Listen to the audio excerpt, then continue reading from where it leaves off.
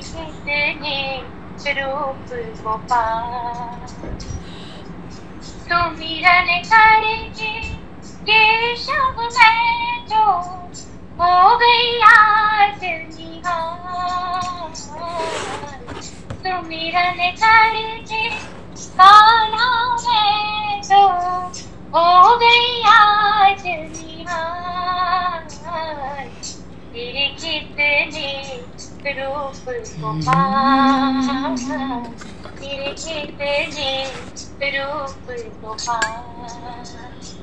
हे चित चोर श्याम योगेश्वर, अब काटो खबरदार, अब काटो ओ खबरदार, तेरे कितने रूप गोपाल, तेरे कितने रूप गोपाल, तेरे कितने रूप गोपाल, तेरे कितने रूप गोपाल। सुमिरन करके केशव मैं तो हो गई आज निहाल, दर्शन करके कान्हा मैं तो हो गई आज निहाल, तेरे कितने रूप गोपाल, तेरे कितने रूप गोपाल। बोलिए श्री भक्तवत्सल भगवान, जय श्री राम।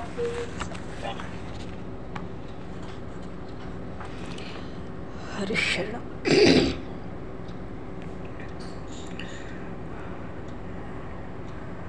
नमः परमहंसाय स्वादित चरण कमल चिन्मकरन्दाय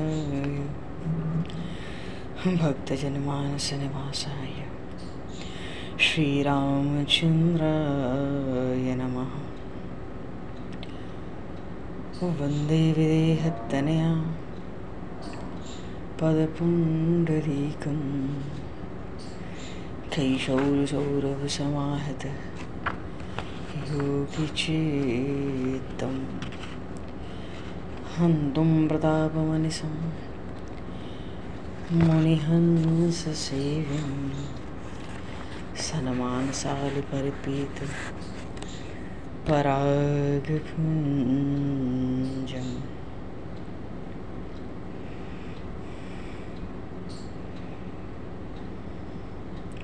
यत्र यत्र रघुनाथकीर्तनं तत्र तत्र कृतमस्तकाञ्जलिं बाष्पवारि परिपूर्णलोचनं मारुतिं नमत राक्षसान्तकं। गङ्गातरङ्गरमणीय जटाकलापं गौरीनिरन्तरविभूषित वामभागम्। नारायणप्रियं अनङ्गमदापहारं वाराणसीपुरपतिं भज विश्वनाथं। भक्ति भगवन्तुरु चतुर्नाम बपुएक, तिनके पदबंधन के नाशि विघ्ने अनेक। बंधु गुरुपदगंज कृपा सिंधु नररूपहर, महामोहतम पुंज जासो वचन रविकर निकर। हरिशरण।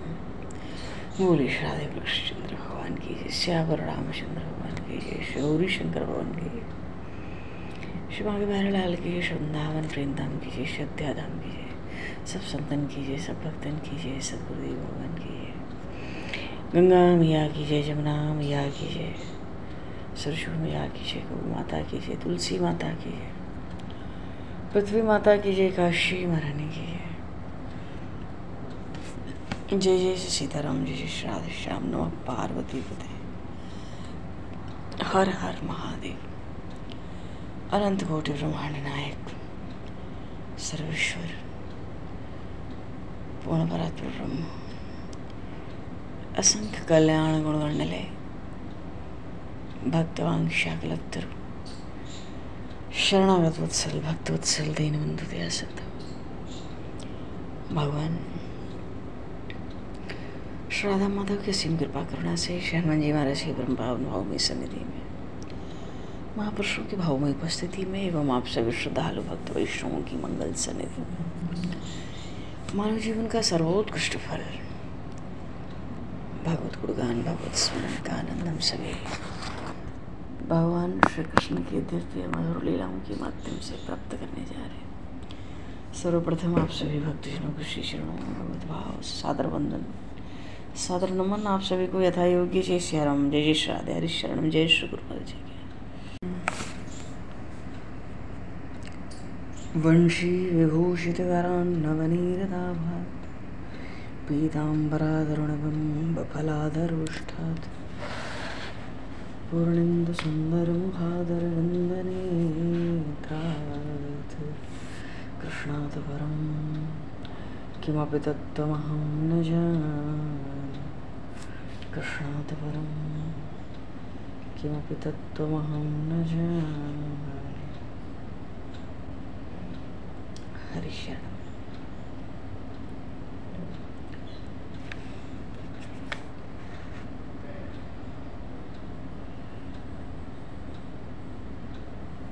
पूर्व प्रसंग में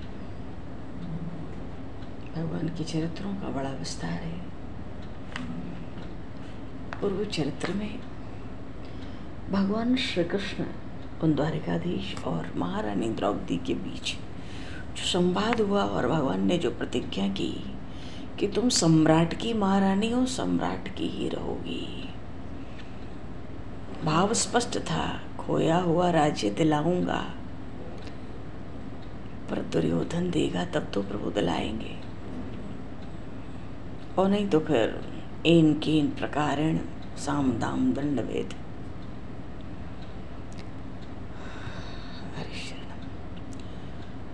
इससे ये निश्चित हो गया सभा में कि दुर्योधन तो देने का नहीं है, और सम्राट का पद युधिष्ठिर को मिलेगा तो युद्ध होगा।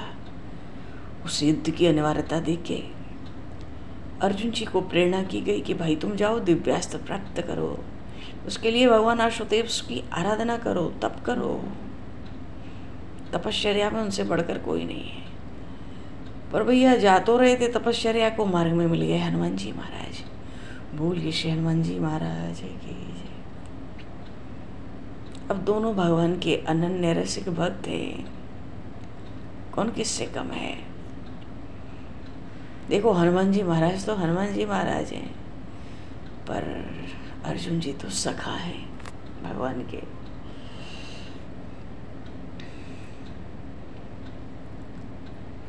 और जब श्री रघुनाथ जी के लिए कहा अर्जुन जी ने, इतना मेहनत कराया श्री रघुनाथ जी ने वानर वालों से, अरे बाणों का ही पुल बना देते दोनों भाई। 100 योजन पुल पे, 100 योजन समंदर पे बाणों का पुल, कितना क्षणभर का काम था। हनुमान जी ने कहा था ना, इतनी विशाल सेना कैसे पार होती, पुल तो बन जाता। अर्जुन जी ने थोड़ा अहम से कह दिया, क्षणभर में मैं बना सकता हूँ ऐसी, जिस पर पूरी सेना सामग्री के साथ पार हो जाए। हनुमान जी कैसे सहन करें अभिमान। उनको लगा मेरे आराध्य के पराक्रम की अवगणना हो रही है। हनुमान जी ने कहा देखो भाई अर्जुन, समंदर तो दूर है, ये सामने सरोवर है, इसी पे तुम अपने बाणों का पुल बना लो सेतु। अगर मेरा भार सहन कर ले तो मैं शरीर त्याग दूं। अर्जुन जी आवेश में आ गए। देखो हनुमान जी तो हनुमान जी है, पर अर्जुन जी आवेश में आ गए। कह दिया मैं भी बना देता हूँ सरोवर के ऊपर बाणों का पुल बना देता हूँ सेतु, और आपके भार से टूट जाए तो चिता में प्रवेश कर जाऊंगा, प्राण दे दूंगा। पर यह स्पष्ट है कि हनुमान जी का आवेश उचित था, पर अर्जुन जी को आवेश की उतनी आवश्यकता तो नहीं थी। यहाँ कुछ अविवेक सा मालूम पड़ता था, बिना सोचे समझे प्रतिज्ञा कर लिए।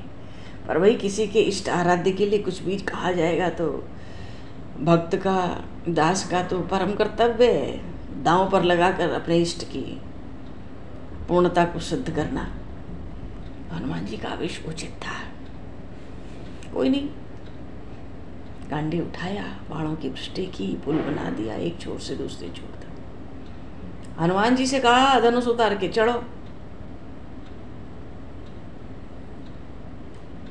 उठे अंजनी नंदन, तो उठे तो वही हुआ, कनक भूराकार शरीरा।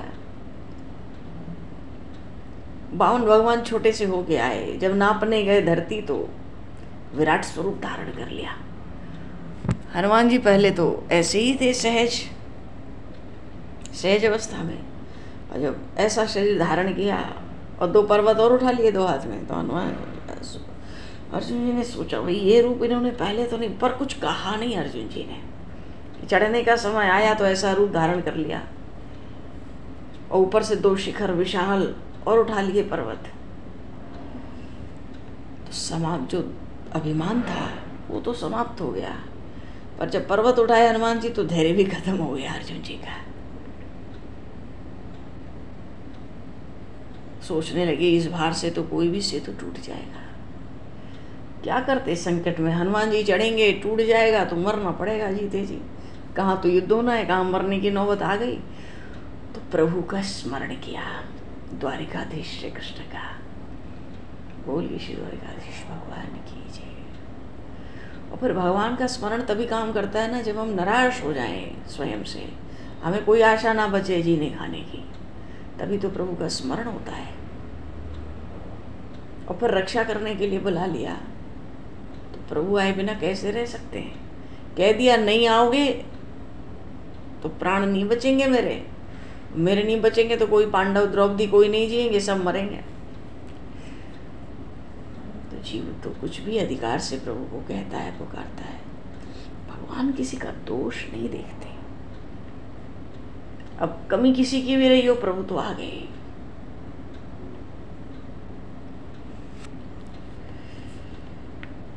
अब अगर केशरी नंदन हनुमान जी महाराज कूद भी पड़ते उस सेतु पर तो वो टूटता नहीं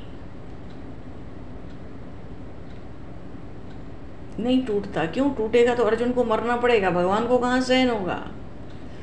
और अगर नहीं टूटेगा तो हनुमान जी भी तो कहते हैं शरीर त्याग दूंगा। ऐसा संकट अब तो ये प्रभु ही संभालेंगे। दोनों भक्त ने प्रतिज्ञा कर रखी है। और कूद थोड़े ही पड़े हनुमान जी ने साधारण रीति से वो जो सेतु था अर्जुन जी ने अपने बाणों से बनाया था, उस पर अपना दोनों पैर रखा। पर रखते ही आश्चर्य से चौंक उठे। क्यों?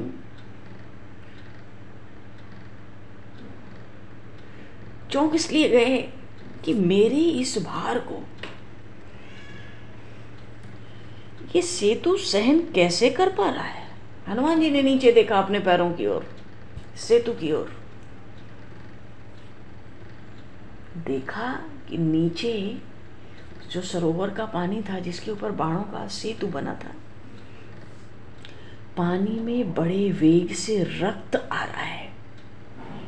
और इतने वेग से वो रक्त आ रहा है कि पूरे सरोवर का जल धीरे धीरे लाल होता जा रहा है।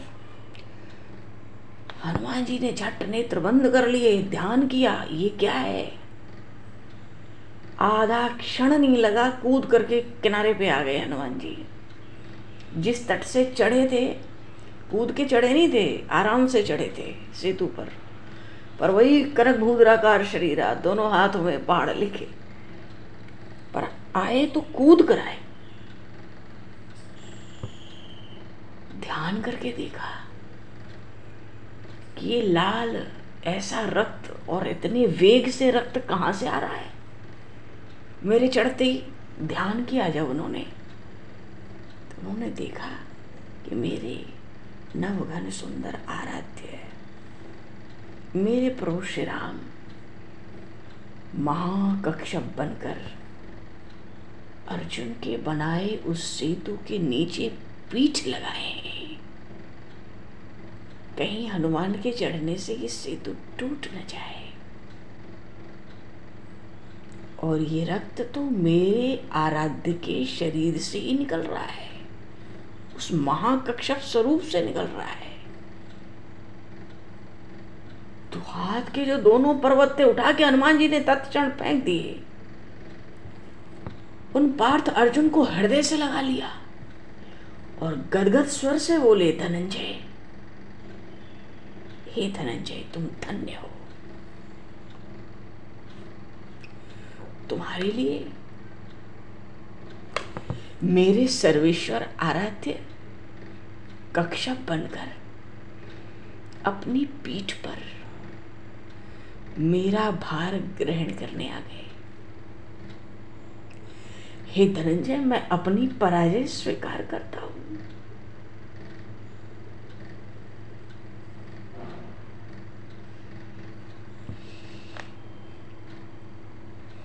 हनुमान जी तो दास्य भक्ति के आचार्य है ना। दासो हम कौशलेंद्रस्य, मैं तो कौशल राज राजाधिराज श्री रघुनाथ का दास हूं। हनुमान जी ने झट अपनी पराजय स्वीकार कर ली। पर हनुमान जी को पता था मेरी प्रतिज्ञा है, मेरे चढ़ने से अगर ये सेतु नहीं टूटा तो मैं शरीर त्याग दूंगा। ऐसे अपनी प्रतिज्ञा का स्मरण करके हनुमान जी के नख तो वज्र के समान होते हैं, इनका नाम है ये वज्रांग। अपने वज्र के समान नखों से अपने वक्षस्थल को फाड़ने जा रहे थे कि प्राण दूंगा। फाड़ने जा ही रहे हैं कि इतने में भगवान द्वारिकाधीश वहां प्रकट हो गए। बोले श्री द्वारिकाधीश भगवान की जय। उन्होंने हनुमान जी का हाथ पकड़ लिया और हंसकर बोले, हनुमान, तुम प्राण क्यों त्यागते हो? तुम्हारी प्रतिज्ञा कहाँ टूटी?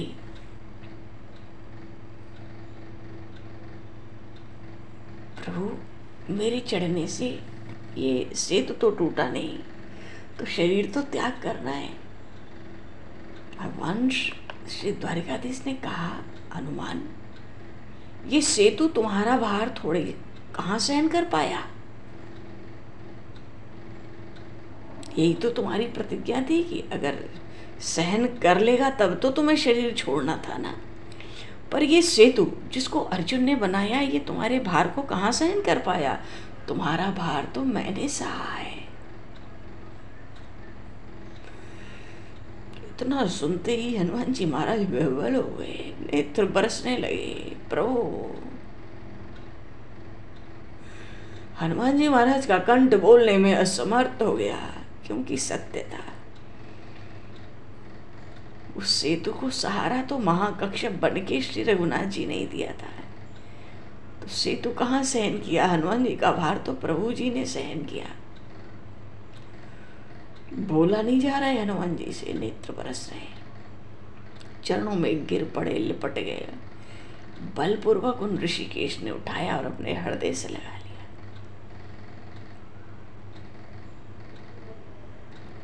और अर्जुन को उनके नित्य के सखा ये भगवान श्री कृष्ण ने उलाहना दिया, अर्जुन, तुमने अकारण अनवसर चाहे जिससे तुम्हारा उलझना विवेक तो नहीं है। तुम्हें तो तपस्या करने जाना था, तुम बेवजह सबसे उलझते चलोगे तो कैसे काम शीघ्रता से होगा? और ये हनुमान तुम्हारे पूज्य हैं, तुम्हें इनकी वंदना करनी चाहिए। इतना सुनते ही पार्थ ने धनुष रख दिया अलग और पवन पुत्र हनुमान जी महाराज के चरणों में प्रणाम किया। तो हनुमान जी ने उठाकर अपने वक्ष से लगा लिया। भगवान तो पुरुषोत्तम है। बोले, मैं चाहता हूं कि आप अर्जुन को अपना मित्र मान लें। हनुमान जी से कहा प्रभु ने, मैं चाहता हूं आप अर्जुन को अपना मित्र मान लें, और जो युद्ध होने जा रहा है उस युद्ध में इस अर्जुन के रथ की ध्वजा का जो दंड होगा, जिस डंडे में ध्वजा लगी रहती है रथ के ऊपर, उस डंडे के पास आप हमेशा उपस्थित रहें। इसलिए अर्जुन जी का एक नाम था कपित ध्वज। मानो उनकी ध्वजा में ही बैठे रहते थे हनुमान जी। हनुमान जी ने हाथ जोड़ा, कहा प्रभु मैं आपकी आज्ञा का पालन करूंगा। मानो भगवान मधुसूदन दोनों में मित्रता करा गए, अर्जुन जी में और हनुमान जी में। अर्जुन जी भी श्री हनुमान जी की वंदना करके अनुमति लेके तपस्या करने चले गए। तो अर्जुन जी का जो नंदी घोष रथ है, उसके ध्वज दंड पर हनुमान जी की मूर्ति है ही, रहती ही है, हमेशा पहले से ही थी। बस उस मूर्ति में युद्ध के समय हनुमान जी आविष्ट हो गए, स्वयं उपस्थित रहते थे। हनुमान जी ने भी महाभारत के युद्ध में बड़ा भाग लिया। ऐसे ही थोड़ी भगवान ने इन दोनों की मित्रता कराई और रथ की ध्वजा में दंड के पास बिठा दिया हनुमान जी को कि बैठे रहना। हनुमान जी ने भी बड़ा भाग लिया युद्ध में, और क्या, कैसे ललकारते थे, पचारते थे हनुमान जी राम रावण युद्ध में। दहल जाता था राक्षसों का कलेजा, फट जाता था केवल गर्जना से। चलो उधर अर्जुन जी तो तपस्या करेंगे, दिव्यास्त्र लेंगे भगवान शिव से, सब देवताओं के भी दिव्यास्त्र लेंगे, और गांडीव उनके पास है ही। उधर क्या हुआ, पांडवों का अज्ञातवास भी पूरा हो ही चुका है। महाराज विराट के यहाँ लोग थे अज्ञातवास में, तो अर्जुन के पुत्र अभिमन्यु के साथ अपनी पुत्री उत्तरा का विवाह विराट नरेश ने कर दिया। और ये जब विवाह हुआ तो भगवान श्री कृष्ण दाऊ जी के साथ आए, सुभद्रा आदि सब आए विराट नगर विवाह में। अभिमन्यु का विवाह उत्तरा से हुआ। अभिमन्यु अर्जुन जी के पुत्र हैं, एकमात्र पुत्र तो द्रौपदी से हैं। अर्जुन जी के और भी पुत्र थे। और विवाह जब हो गया अभिमन्यु जी का और उत्तरा जी का, इन्हीं की संतान महाराज परीक्षित थे। पूरे युद्ध में पांडवों के वंश में वही बचेंगे। विवाह हुआ तो दाऊ जी महाराज श्री बलराम जी तो द्वारिका चले गए ब्याह के बाद, पर भगवान श्री कृष्ण वहीं रुक गए। पांडवों को समाचार मिला क्या कि जो कौरव हैं हस्तिनापुर में, वो तो अपनी सेना इकट्ठी करने लगे युद्ध के लिए, सेना बढ़ाने लगे।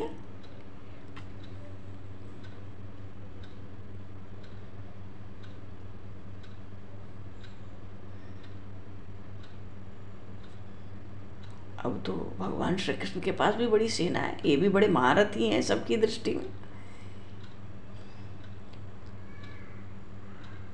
कोई कोई तो विराट नगर भी पहुंचने लगे थे। द्वारिका से यदुवंशी महारथी सात्यकी अपनी पूरी चतुरंगिनी सेना लेकर आ गए।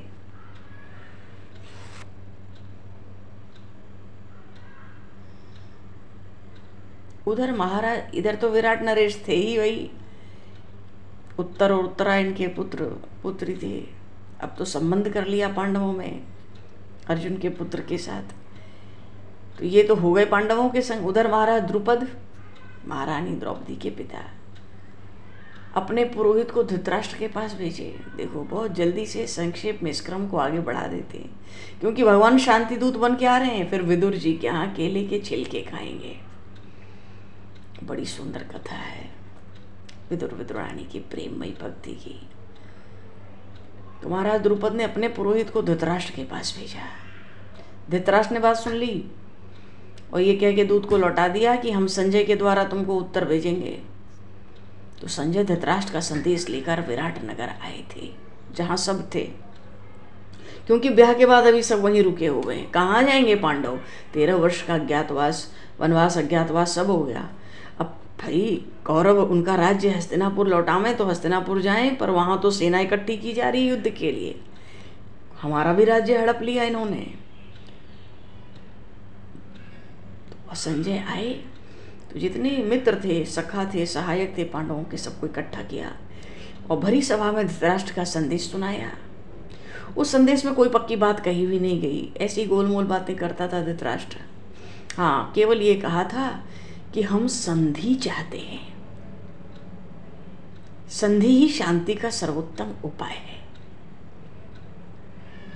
और ये भी उस संदेश में था, धृतराष्ट्र कहता था कौरव युद्ध किए बिना,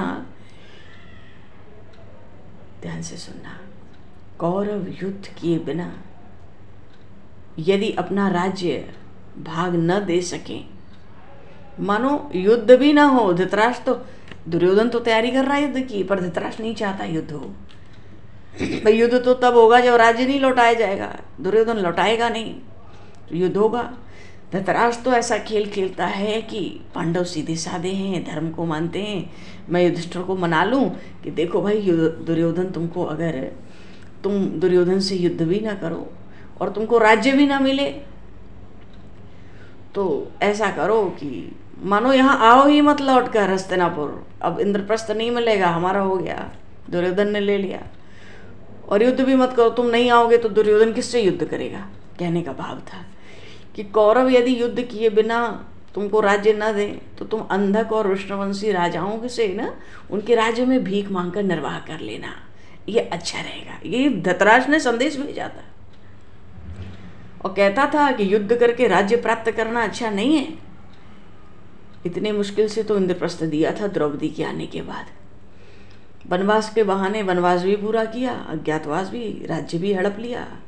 दुर्योधन युद्ध की तैयारी कर रहा है, दुर्योधन बीच में सोचता है संधि हो जाए, दुर्योधन को युद्ध भी न करना पड़े, और ये पांडव यहाँ लौट करना है तो तुम विष्णुवंशियों से, अंधकों से भिक्षा मांग के निर्वाह कर लो, तुम लोग तो धर्म में जीते खाते हो, पर युद्ध करना अच्छी बात नहीं है। युद्ध करके अगर तुम यहाँ राज्य प्राप्त करना चाहते हो, इंद्रप्रस्थ को वापस, क्या था, जंगल था, सब कुछ पांडवों ने बसाया, कहता नहीं नहीं,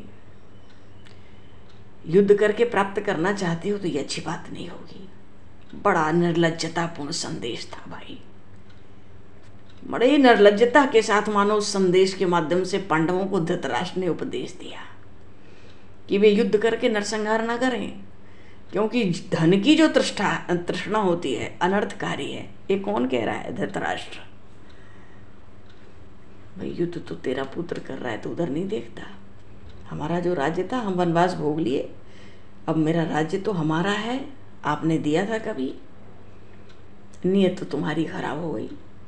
वो कह रहा है युद्ध करके नरसंहार ना करो, मानो युद्ध के लिए दुर्योधन बुलाए तो आना नहीं।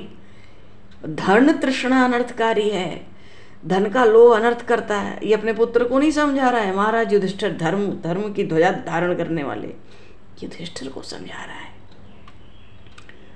देखो बात यह है कि जब कोई संपत्ति दबाए बैठा हो और दूसरे का अधिकार न देकर केवल उपदेश करे, वाणी से तो उपदेश करे, और भीतर संपत्ति दबा के बैठा हो, उसकी बात का कितना महत्व होता है समझा जा सकता है।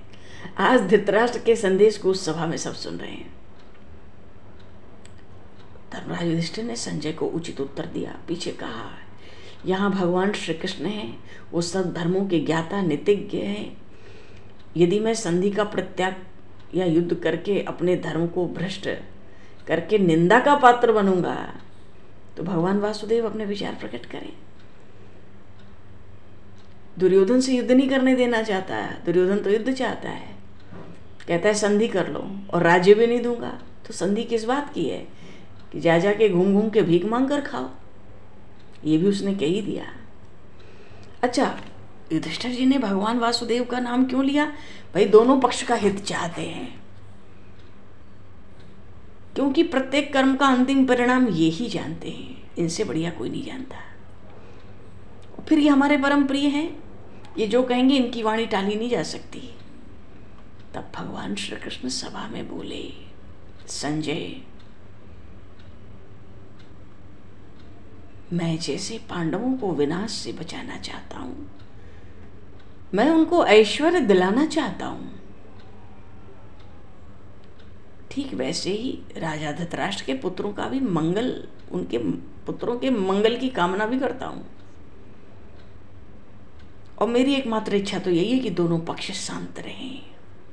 युधिष्ठिर वैसे भी शांति प्रिय हैं, लेकिन संजय, जब धृतराष्ट्र अपने पुत्रों सहित लोभवश इनका राज्य भी हड़प लेना चाहता है, इनका अधिकार, इनका स्वत्व भी हड़प लेना चाहता है, तो संजय तुम ही बताओ कलह कैसे नहीं होगा।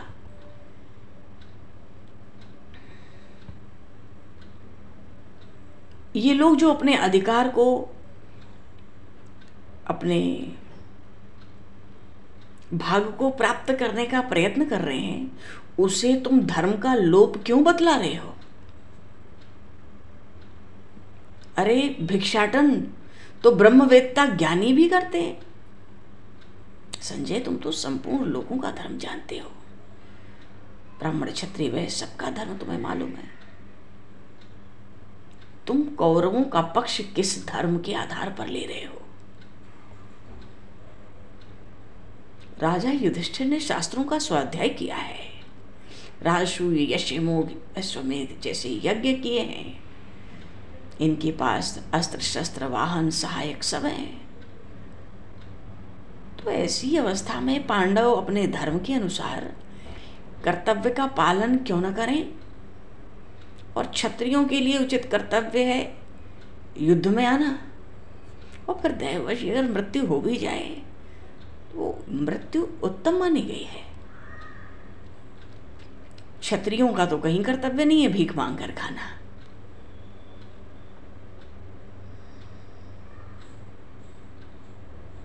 और तुम सब कुछ त्याग कर शांति धारण करने को श्रेष्ठ धर्म कहते हो, तो युद्ध करने से राजाओं के धर्म का ठीक ठीक पालन होता है या युद्ध छोड़कर भागने से? तुम तो धर्मज्ञ हो, बताओ। पांडव युद्ध छोड़ के भागे? दुर्योधन जिस युद्ध की तैयारी कर रहा है उसको छोड़ के भाग जाए और भीख मांग कर खाएं? तुम धर्मज्ञ हो, इस विषय में तुम्हारा क्या कहना है?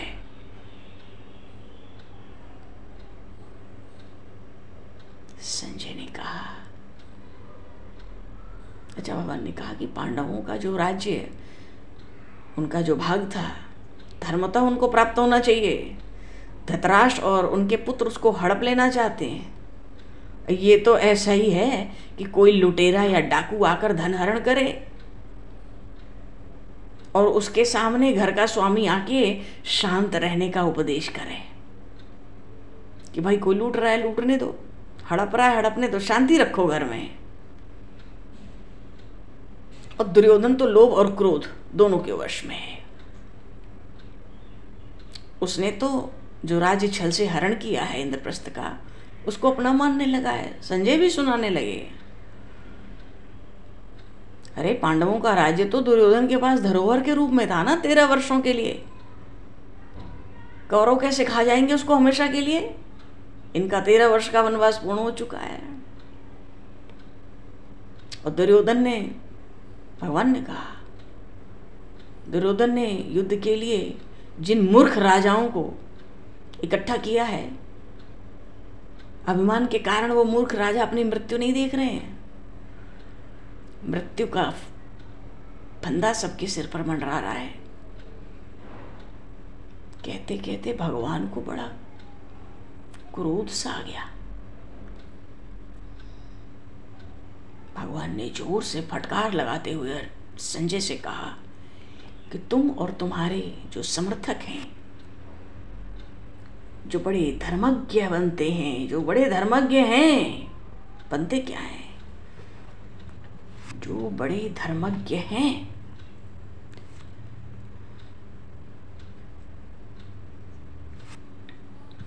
जितने भी समर्थक हैं तुम्हारे, चाहे वो पितामह भीष्म हो, द्रोण हो, कृपाचार्य हो, ये सब कहाँ चले गए थे जब पांडव महारानी द्रौपदी एक वस्त्र होने पर भी भरी सभा में केश पकड़ कर लाई गई? उस समय कुरुवंश के जो वृद्ध हैं दुशासन को रोक देते तो मेरा प्रिय कार्य होता और धृतराष्ट्र के पुत्रों का हित भी होता। तुम केवल युधिष्ठिर को ही धर्म का उपदेश करना चाहते हो और कौरवों को मनमानी करने का अवसर देना चाहते हो।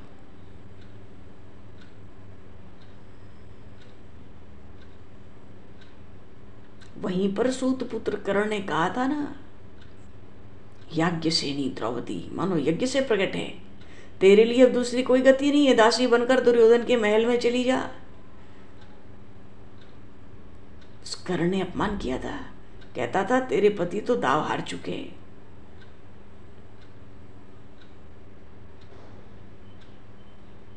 पांडव वन में जब काला मृग चर्म धारण करके जाने लगे तो दुशासन ने कहा था कि ये सब नपुंसक अब नष्ट हो गए, चिरकाल के लिए अब ये नरक में जाएंगे।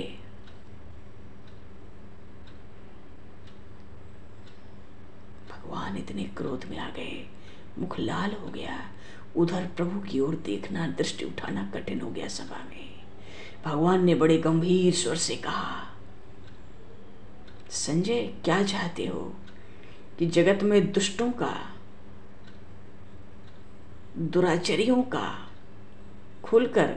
उनको खुलकर खेलने का अवसर मिलता रहे, उन्हीं की वाणी सफल हो? ऐसा नहीं हो सकता, मैं ऐसा नहीं होने दे सकता। पर इतने पर भी मैं शांति चाहता हूं, मैं स्वयं हस्तिनापुर आ रहा हूं। यदि पांडवों का स्वार्थ नष्ट किए बिना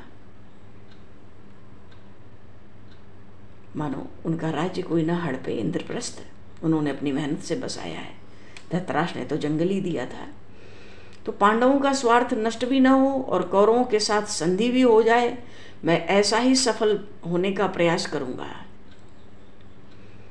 अगर सफल हो जाऊंगा तो इस कार्य को बड़ा पवित्र और बड़ा मंगलकारी मानूंगा कि पांडवों को राज्य भी मिल जाए उनका, इंद्रप्रस्थ, और कोई युद्ध भी ना हो।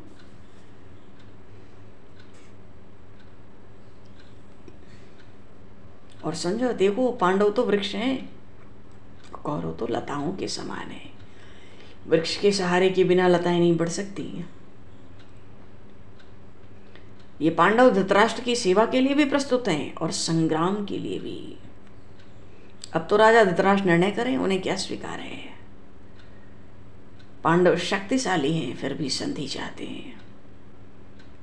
अंतिम चेतावनी दी भगवान ने। अरे कौन से भगवान? सर्वसमर्थ हैं, सर्वशक्तिमान है। संजय को अंतिम चेतावनी दी, संजय कोरा उपदेश व्यर्थ होता है। कौरव यदि अभिमान के कारण पांडवों को उनका अधिकार नहीं देंगे तो युद्ध अनिवार्य है। और मैं बताए देता हूं, यदि युद्ध होता है तो धृतराष्ट्र के पुत्रों को महानाश से कोई बचा नहीं सकेगा। बेचारा संजय क्या उत्तर देता?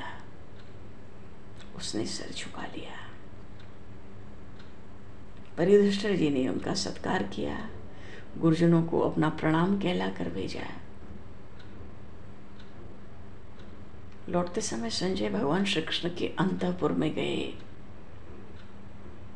और उसके बाद वहां भी कुछ बातचीत करके हस्तिनापुर के लिए विदा हो गए। मानो विराटनगर से संजय लौट आए और लौटकर पांडवों के बल प्रभाव सबकी बड़ी प्रशंसा की उन्होंने धृतराष्ट्र से।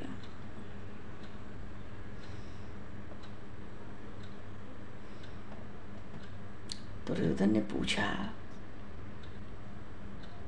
अर्जुन क्या कर रहा है? संजय ने बताया, अग्नि से प्राप्त हुआ है उसको एक रथ, नंदी घोष। पूरा वर्णन सुनाया उसका। बड़ी महिमा थी उस रथ की। उसी रथ की ध्वजा पे तो हनुमान जी को बैठा दिया प्रभु ने, अभी बैठा दिया। धृतराष्ट्र ने पूछा तो भगवान श्री कृष्ण का अंतिम संदेश सुना दिया और जो और सब बातें हुई वो सब सुना दिया धृतराष्ट्र को।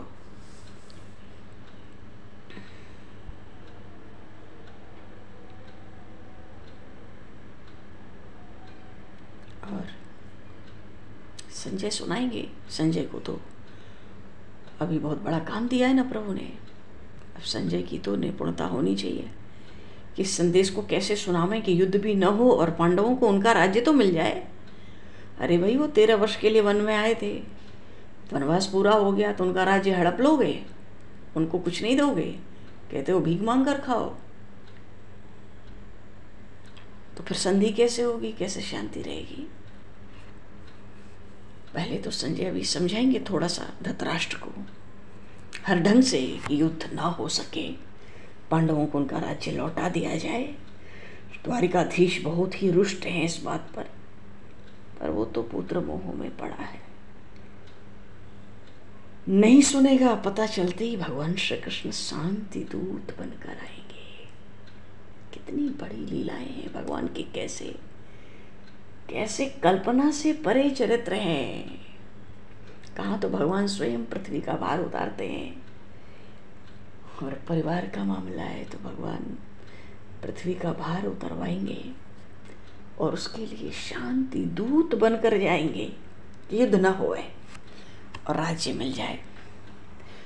और दूत बनकर जाएंगे तभी तो दुर्योधन के निमंत्रण को अस्वीकार करेंगे भोजन को, और विदुर विदुराणी के घर जाके शाक और केले के छिलके खाएंगे। बोलिए श्री भक्तवत्सल भगवान की जय, श्री द्वारिकाधीश भगवान की जय, श्यावर रामचंद्र भगवान की जय, श्री गौरी शंकर भगवान की जय, श्री हनुमान जी महाराज की जय, सब संतन की जय, सब भक्तन की जय, सतगुरुदेव भगवान की जय। भगवान समय को दर्शित करते हुए आवाज यहीं पर वाणी को विराम और वाक्य पुष्पांजलि प्रभु के श्री चरणों में सादर समर्पित। आप सभी को भी यथा योग्य। जय श्री राम, जय जय श्री राधे। जय श्री राम, जय जय श्री राम, राधे राधे, हरि श्री राम, जय श्री राम, जय जय श्री राधे, हरि शरण। प्रणाम महाराज, प्रणाम। जय श्री गुरु महाराज की जय, जय श्री राधे श्याम।